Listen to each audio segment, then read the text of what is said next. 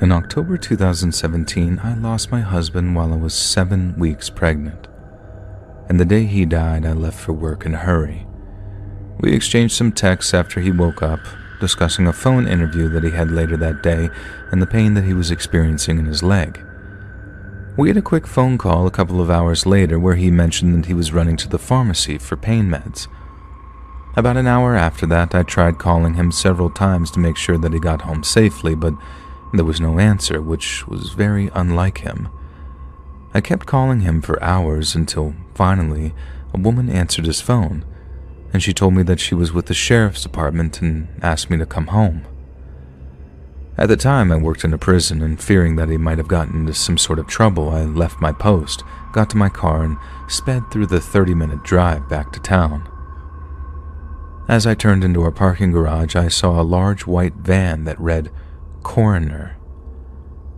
When I approached our home, I was greeted by the same woman who had spoken to me on the phone, blocking my view into the house. She informed me that my husband had suffered a heart attack, later confirmed as a pulmonary embolism, which explained the leg pain that he had mentioned earlier that morning. Apparently, my husband made it home, locked the security door, and then collapsed. He screamed for help. Our neighbor and her son had heard him and rushed over, but they couldn't get inside because all the doors and windows were locked. The son later apologized for not breaking a window, saying that in his shock and panic he lost all sense of reason. They spoke to my husband through the door while they called 911, but he stopped responding just moments before help arrived, and he was pronounced dead on arrival. A week or so after his service, his best friend's wife offered me a cleansing and a card reading by her mother. And although I was skeptical, I was desperate for any kind of communication with him or closure. And during the reading, she mentioned many interesting things, but what stood out the most was that my husband was in a stage after death where the soul relives its entire life, similar to when people say that their life flashes before their eyes. She explained that this is a place every soul visits after death, as a way to reflect on the life they lived. She also said his death was so sudden that he hadn't yet realized that he had died, and that I would need to help him cross over. She felt strongly that I was the one who could help him and instructed me to light white candles and place a jar of water to guide him to peace. Now, a few months later, I moved into my parents' house. One day, while lying on the couch, I suddenly felt a heavy sensation, almost as if I had been administered anesthesia. It felt like sleep paralysis.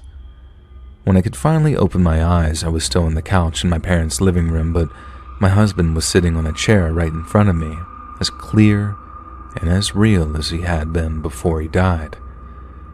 Before I could even speak, he started talking. He told me that he was nervous about his upcoming phone interview, the one that he had the day he passed. He said he was excited and hopeful about getting the job and asked for help preparing.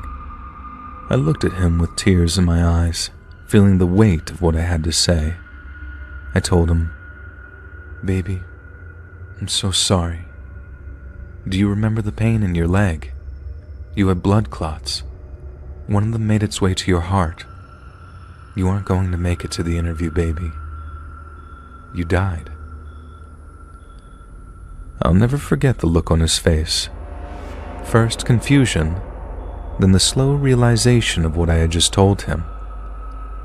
I apologized again, told him I loved him and begged him to respond, but he just sat there with that strange expression. And suddenly, I woke up.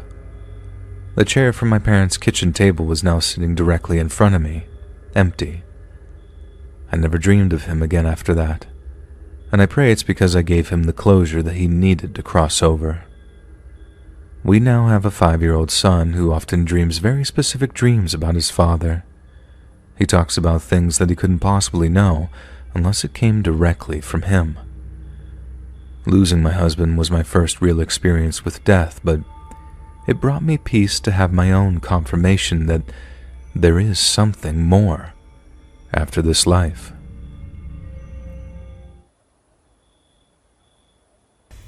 Hey guys, thanks so much for all the support.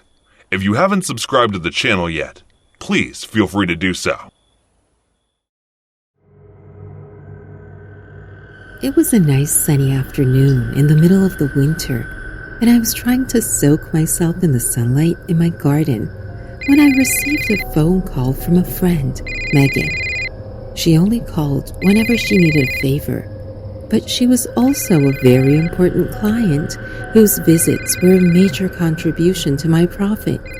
So I answered it. "Alexia, why is the salon closed today?" she asked the moment I answered the call.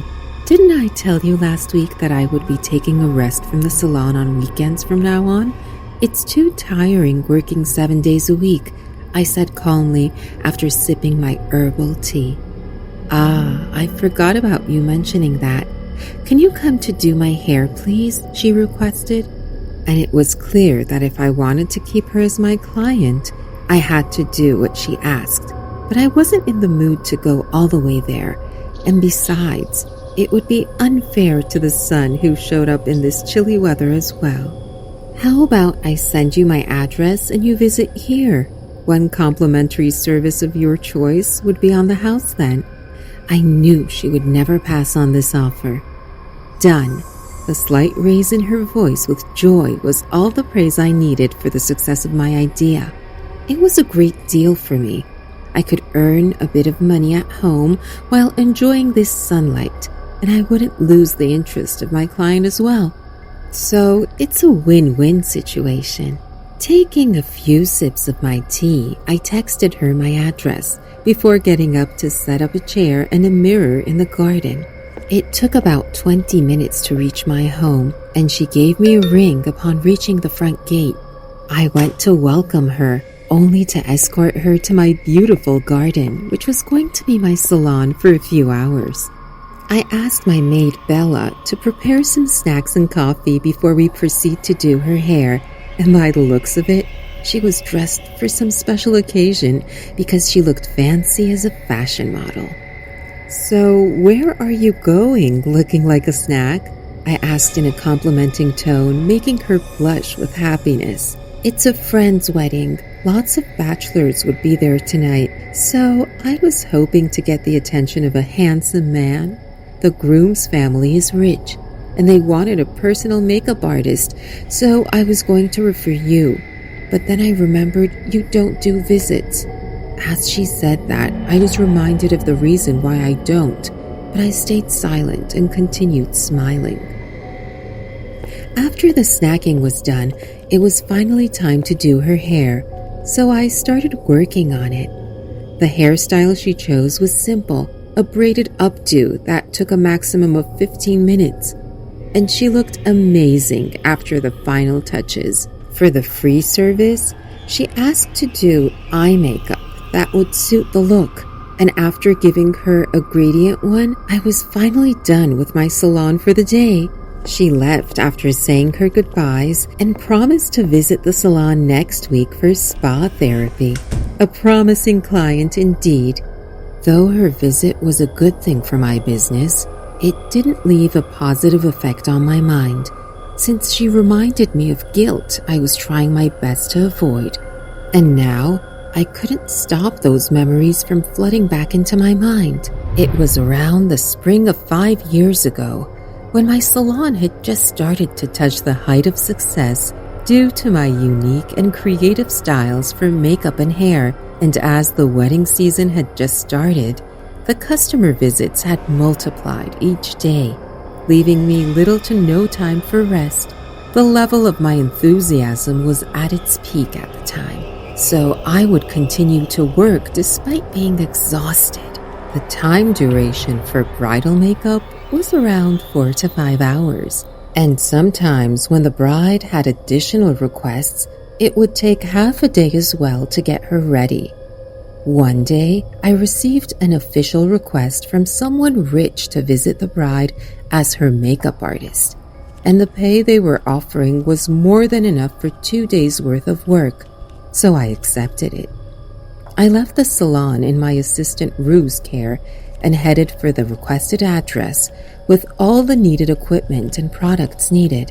I was welcomed by 2 servants at the main entrance, and once I stepped in, I was mesmerized by the beauty of the villa in front of my eyes. The person was not just any rich man. He seemed filthy rich, almost like someone who might be a tycoon or something. I started to wonder, why would someone like that hire a nobody like me instead of a famous and well-known makeup artist? I was directly taken to the bride's room on the second floor through an elevator while passing through a hugely beautiful decorated hall. Guess the wedding was going to commence there, but who knows? It could be somewhere else as well.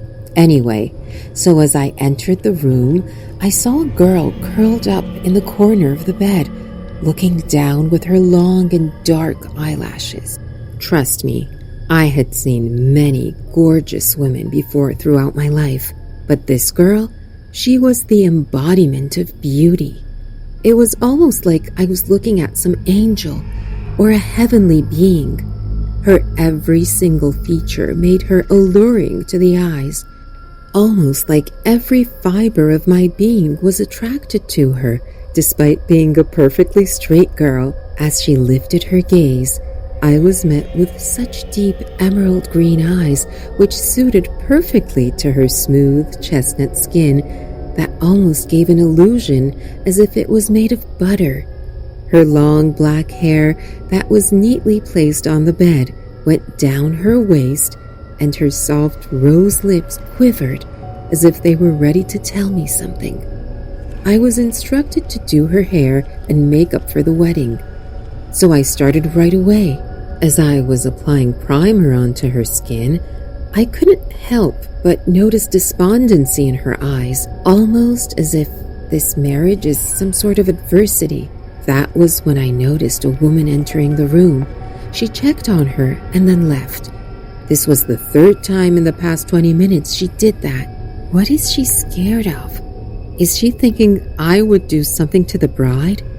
And what is up with these two bodyguard-type looking men standing guard outside the room? It's not like someone would harm her here, I thought as I scanned the surrounding. I had been thinking from the time I entered this place, but there was something weird about this wedding. I hadn't seen anyone from the bride's side yet, and even she seems to be in low spirits. If the ceremony was to start soon, they would have been here by now. It was not like it was any of my business, but I couldn't understand what kind of wedding this was. I'm getting forced upon hearing her whispers. I looked into her eyes. What? I asked in a hushed voice. Honestly, I couldn't understand what she meant by being forced. These people are some sort of criminals. They kidnapped me, and now they're forcing me to marry someone double my age. Tears filled her eyes as she completed her sentence, only to get silent once again when we noticed the same woman entering the room for the fourth time. Now I understood what she was checking up on. She must be thinking the bride would tell me the truth about her unwilling wedding, but there was nothing I could do. So I kept my mouth shut and continued to ready her for whatever was coming for her next. She continued to look at me with her compelling eyes, which were desperately pleading for my help, and I would lie if I say I didn't think of calling 911 for her or helping her run away. But I knew from the lavish lifestyle this place's owner was living that he could ruin my life, or worse, he could kill me without a trace. I was too selfish for my own life at the moment, and I decided to turn a blind eye to her problem. I'm sorry, I muttered as I finished doing her hair as well. The devastating look she gave me was heartbreaking, and I didn't have the heart to look at her after that, so I kept my gaze away from her face. As the woman, who was coming and going again and again, entered, she came forward to take the bride away and instructed me to leave the place right away. As I was walking out, I could help but take another glance at the girl when I saw her cold, dead eyes, as if she had lost all hope and will to live. I felt a throbbing pain in my chest, along with a sense of guilt, so I paced out of that place as fast as I could. I could have informed the authorities that something ugly was going on in that gorgeous villa, This thought torments me to this day, and I try to ignore it with all my might. But people always say something that rushes back all this guilt back to me. Whenever I am reminded of that incident, I wish I had rejected that visit request to the client's place. Then I wouldn't have to suffer this self-condemnation.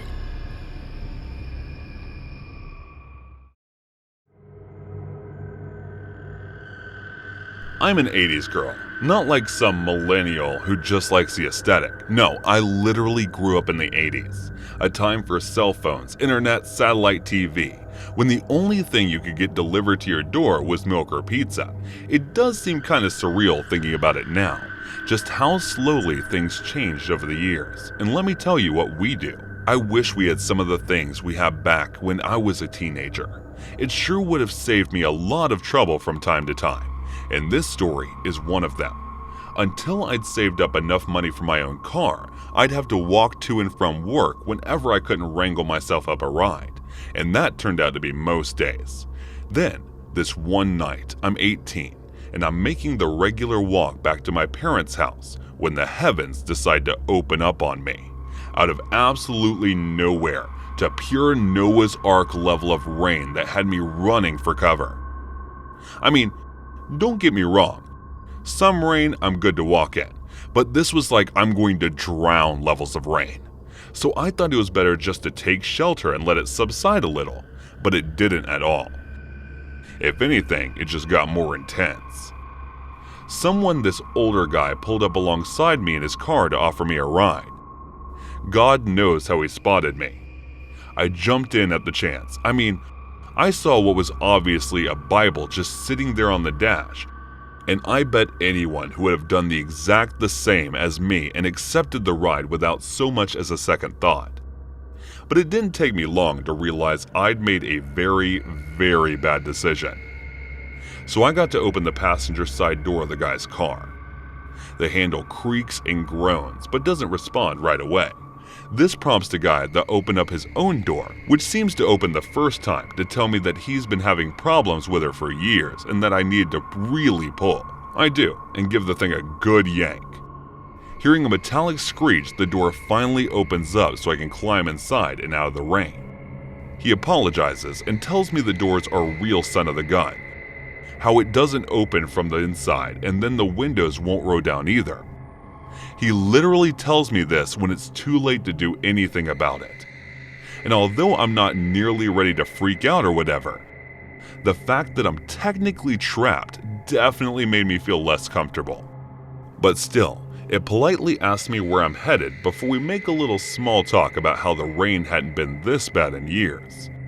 After a while, he began complimenting my uniform, my hair, and told me I looked like his late wife and that her spirit must have led him to help me get home.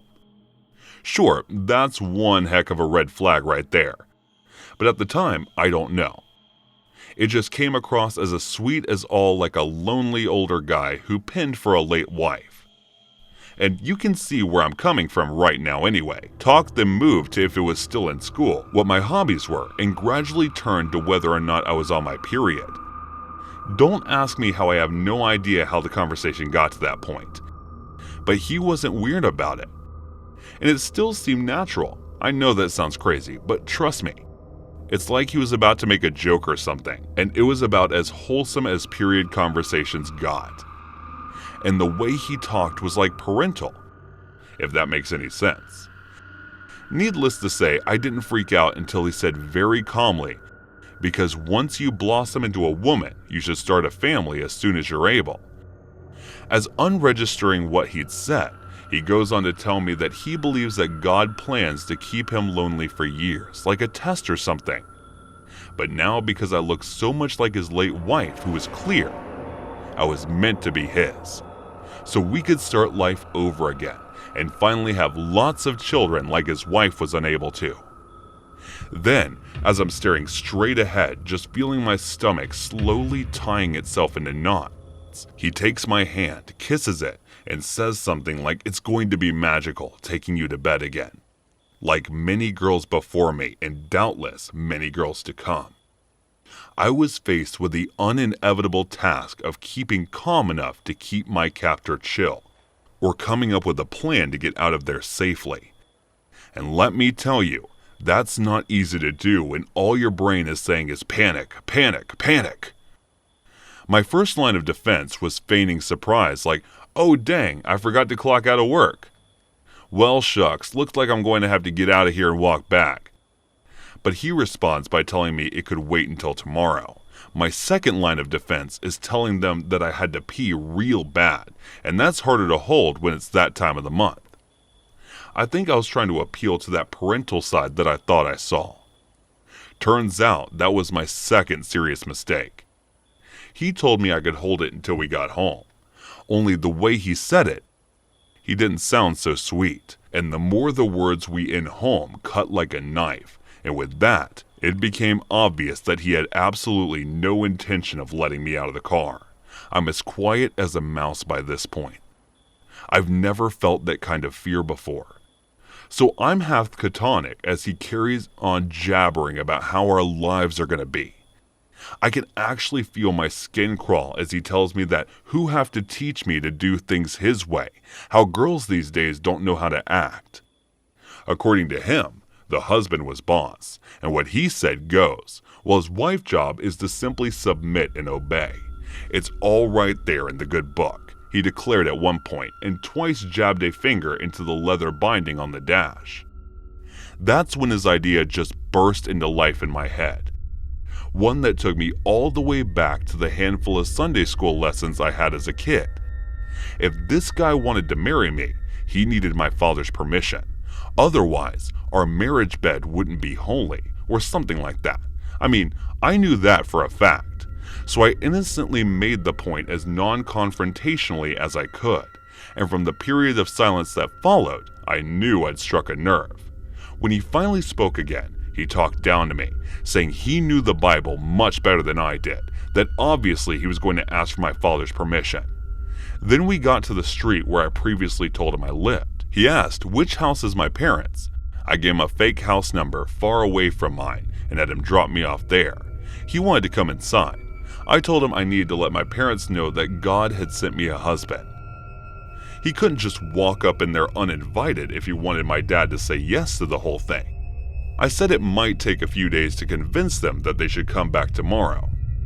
He responds with, I'll give you a few minutes, but we need to be on our way.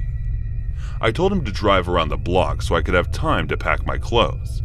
He nodded, and finally opened the car door. I ran to the house door, waving him until we drove away, then sprinted to my actual house where I told my parents everything. The cops were called, and we watched as they showed up and talked to the guy before they just let him go. I was furious, but apparently he just told them that he had given me a ride home and had no idea what I was talking about when it came to all the kidnap and marriage stuff. We were assured that his details had been taken and that if he tried anything, he'd be easy to get in touch with. But if there was actually a next time, it might not just be him they have to find, it might have been my body too. Thankfully, I never saw him again. But in the future, I insisted on waiting at work until my boyfriend could pick me up. Failing that, I'd just cough up the money for a cab, even if it did cut into my tips. I mean, there'd be no spending cash that if I was locked in some fundamentalist basement, right? The point is that be careful whose car you're getting into, girls, because you really never know who's actually sitting behind the wheel. And the people who came across as the kindest can sometimes be anything but.